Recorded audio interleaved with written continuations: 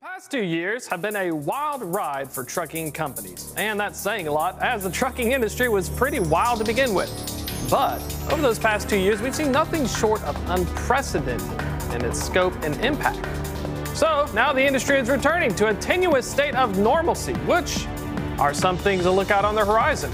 Well, looking out on that horizon, we're going to find out and ask some folks on this episode of Loaded and Rolled.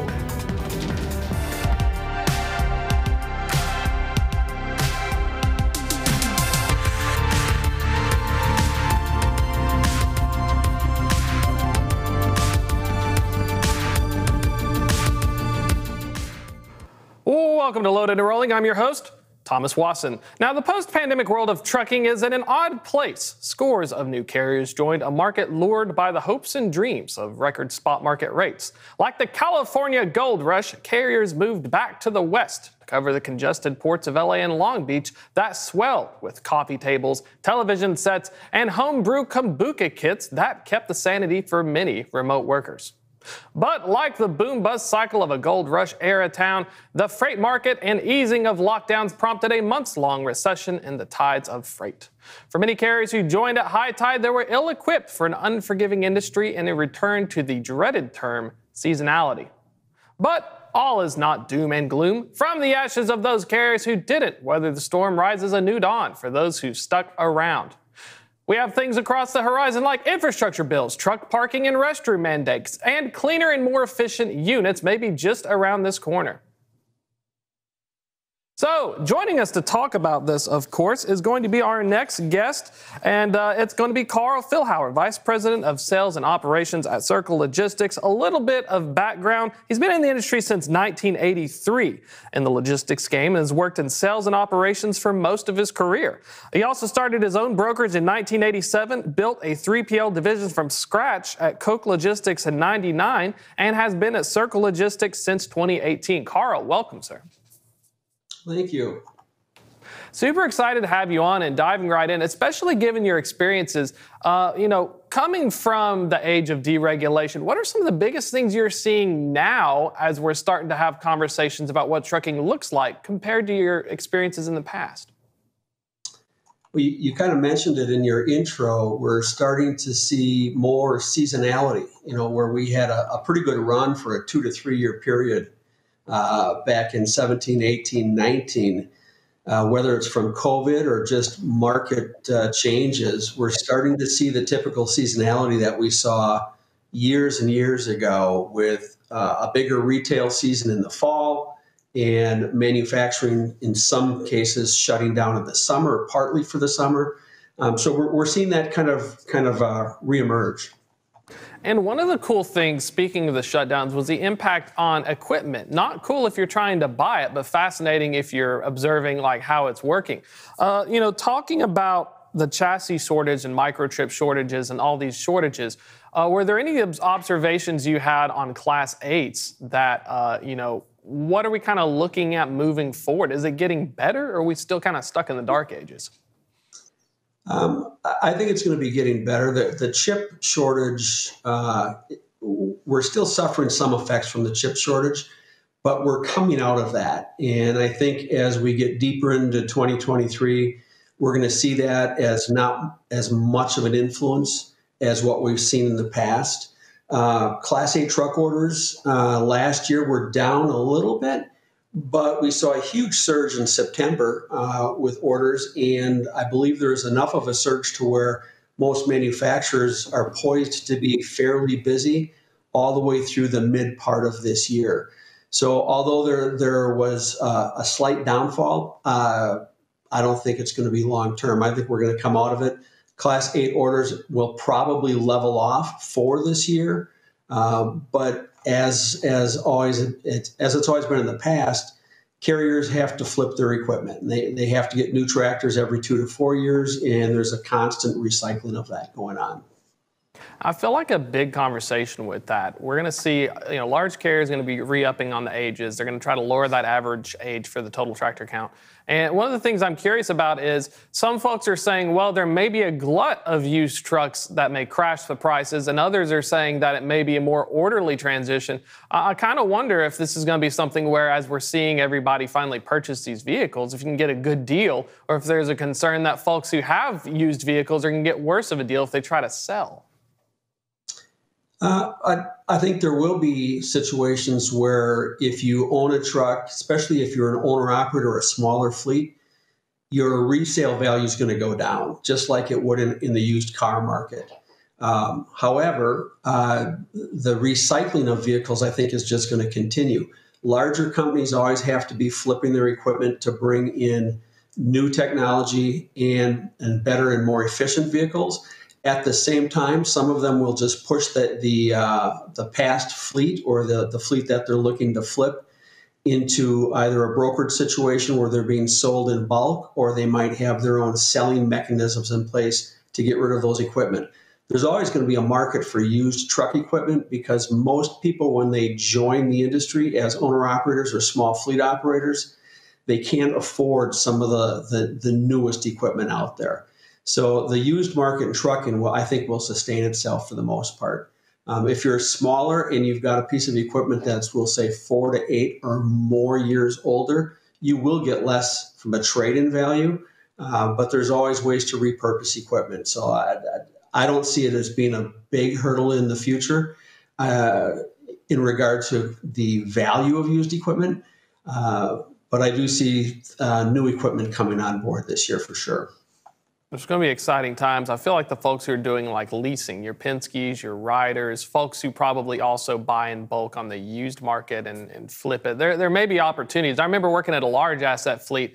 You'd use them as lease purchase programs, and you'd sell them to the driver after you discounted them. So, looking forward, especially with the projections and stuff, we've heard about Class 8 tractors. Do you have any thoughts on trailers, which is surprisingly interesting because the materials and the labor, it feels a little bit different in terms of trailer orders and tractor orders. Any thoughts on that? Nothing too specific. We saw a huge trailer shortage midway through COVID and going into last year. You couldn't find a trailer if you needed one, if you needed to add trailers to your fleet. So not unlike the chassis market, there's a backlog for ordering new trailers and getting that delivery date in a timely fashion.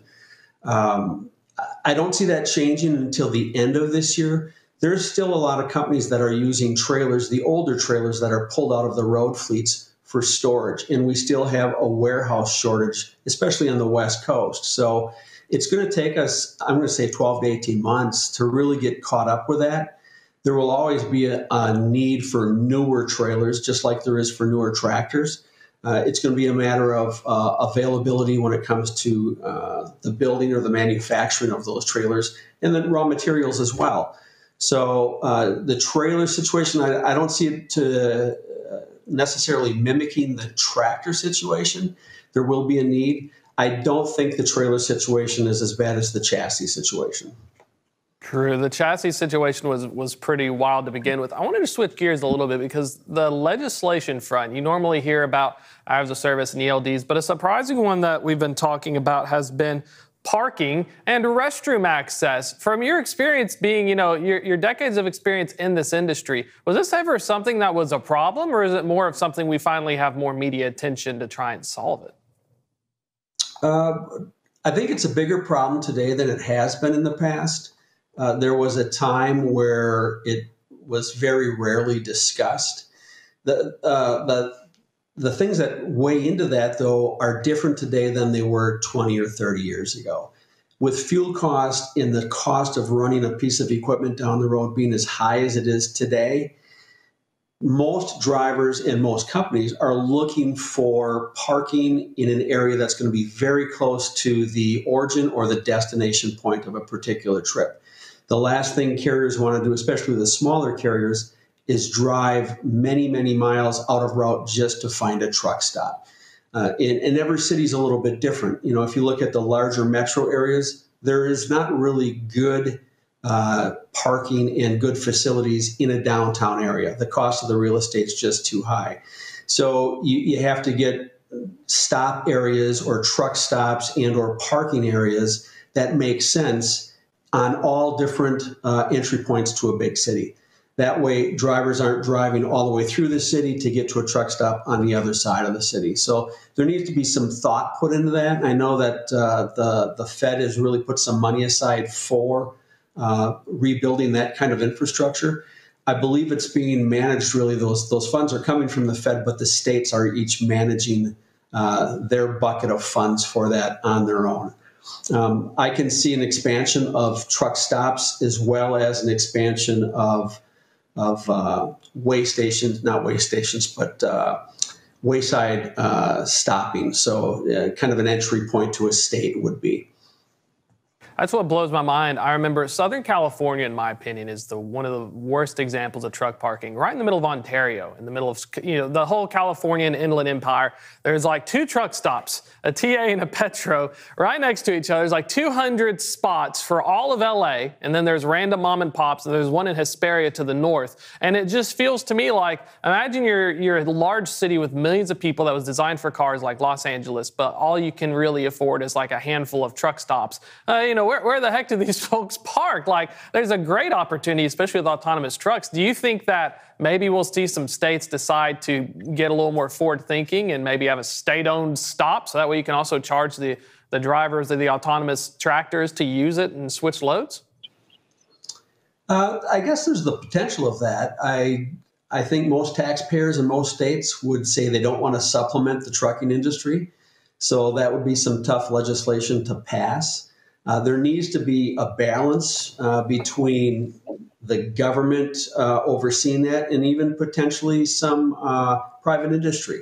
There's plenty of companies that do have space available for truck stopping, and my guess is going forward, we're going to see some new technology that might be out there in the form of an application that could manage available truck parking, whether it's private or whether it's public.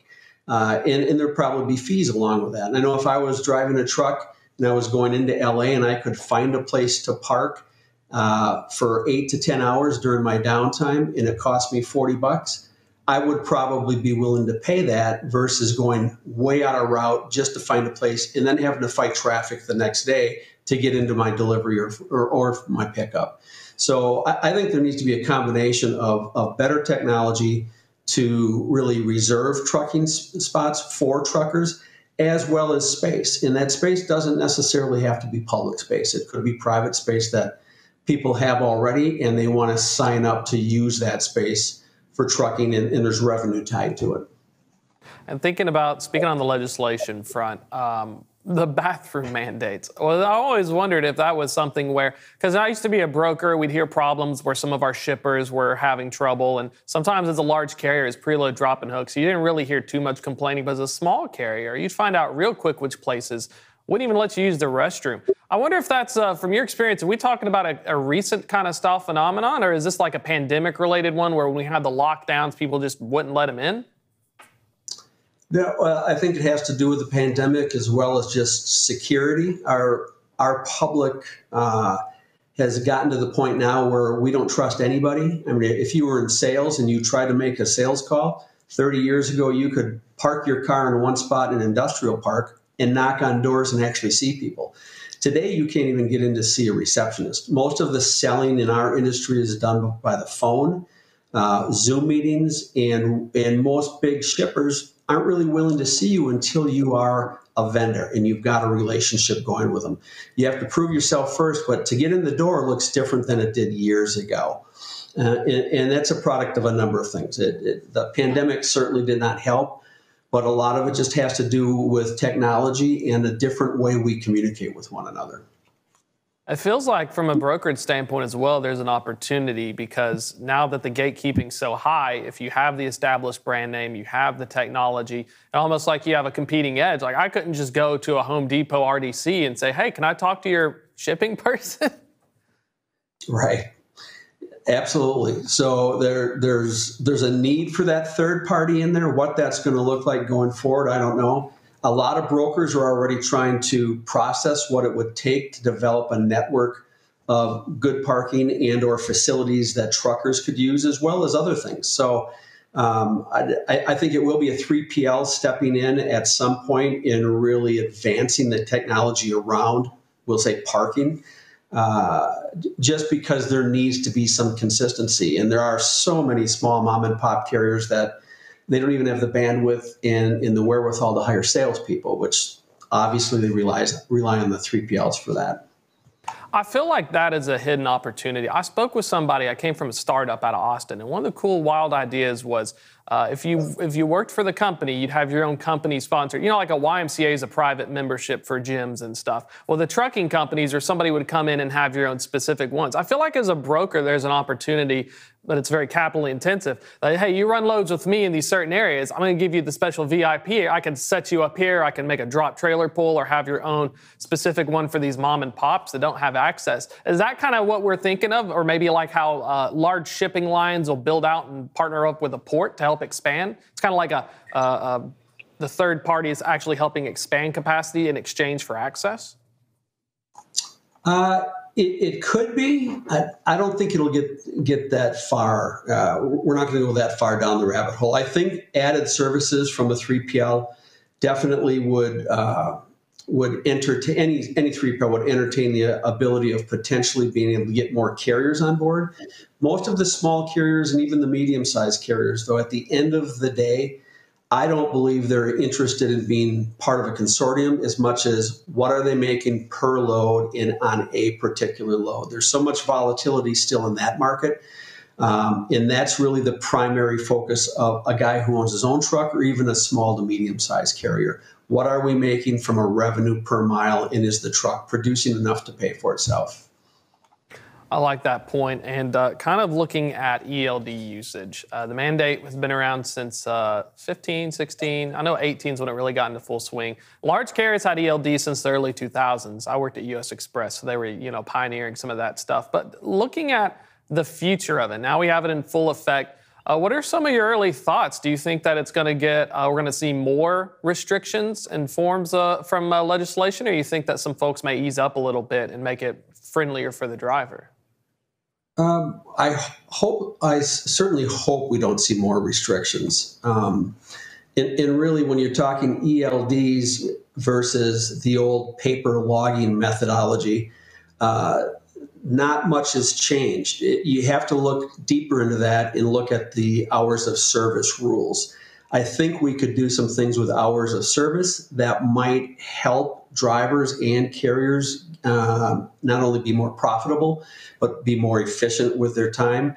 The ELD mandate and what's going on with ELDs is not going to reverse itself. If you're a small carrier and you've got an ELD and it stops working, you're still expected to have your drivers use paper logs. So if there's an inspection, they can prove what they've been doing.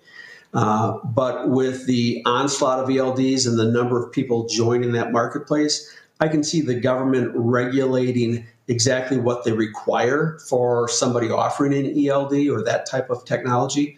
I don't see us going backwards. We've got them now. We will never be in an environment without them.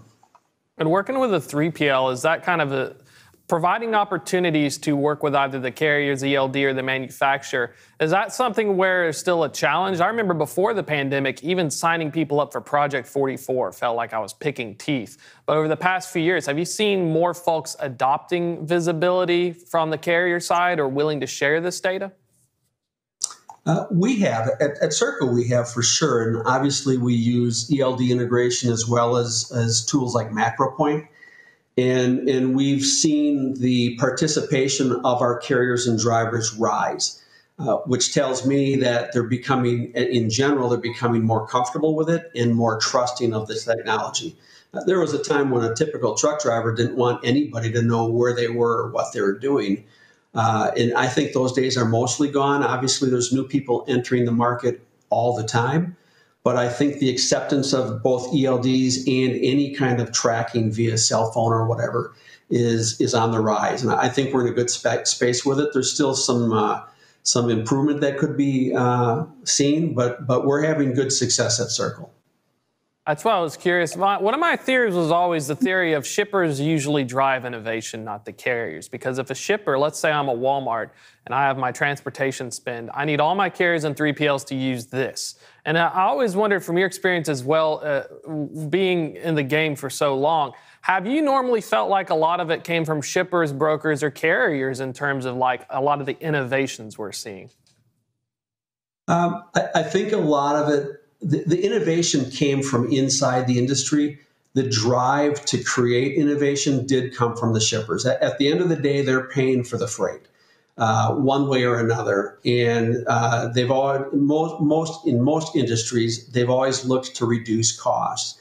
So the approach of we need to continue to build efficiencies and reduce costs, that's always been there. That'll always be there. That doesn't necessarily mean that the shipper themselves or their particular industry is going to drive the change within the trucking industry. That's going to be done by people who think that there's a way to make a buck on either new technology or a new approach to whatever's needed by the shippers. You know, you go all the way back into the 60s and the 70s. EDI was talked about very frequently, and by deregulation, by the time deregulation hit in the 80s, there was a lot of major shippers that were saying you have to provide EDI. And out of that came a standardization of what EDI would look like and the different types of EDI code there would be. And I think over time, our advancement with technology has taken us to the next level. So a lot of shippers now don't look at for EDI, but they need an API or some sort of data interchange that makes sense and is easy to manage. So again, I'll go back to your original question. I don't think it's necessarily driven, the innovation's not driven by people outside of the transportation industry, but the need is driven by them in that they want efficiencies and they want better visibility. What's driving it, though, is really coming from inside the transportation industry. That's what I've noticed is that I talk to a lot of folks who are visibility platforms or TMS platforms, and it's fascinating to see it explode over these past few years. And every other conversation, either a routing guide or something, you know, when you're trying to make sense of it all, especially even being at Circle, do you ever decide, like, should I build my own, or do you have to go out and look at and say, could I buy my own? Is that ever a challenge as a broker? Because I feel like when brokers reach a certain level, you can no longer use like the TMSs you can get from like that and stuff. I can't remember what it's called, but that style. How do you figure out this technology moving forward? Is it something you want to prioritize? Or you just kind of test it as you go? Well, you have to leave your options open, obviously. However, I'll say this. There's a ton of different TMSs out there on the market. Most of them are accessible through some sort of an internet portal. They don't all do the same thing. So there's TMSs that most shippers are going to want to migrate towards because it helps them more effectively manage their inbound and outbound shipments or manage that day-to-day activity. The key is, do all of these different systems talk to one another?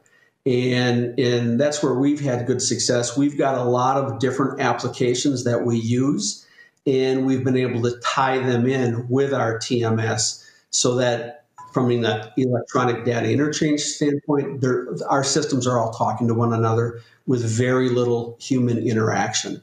And I think that's where things, if you're going to be successful in our industry, especially as a 3PL, you have to figure out a way to do that.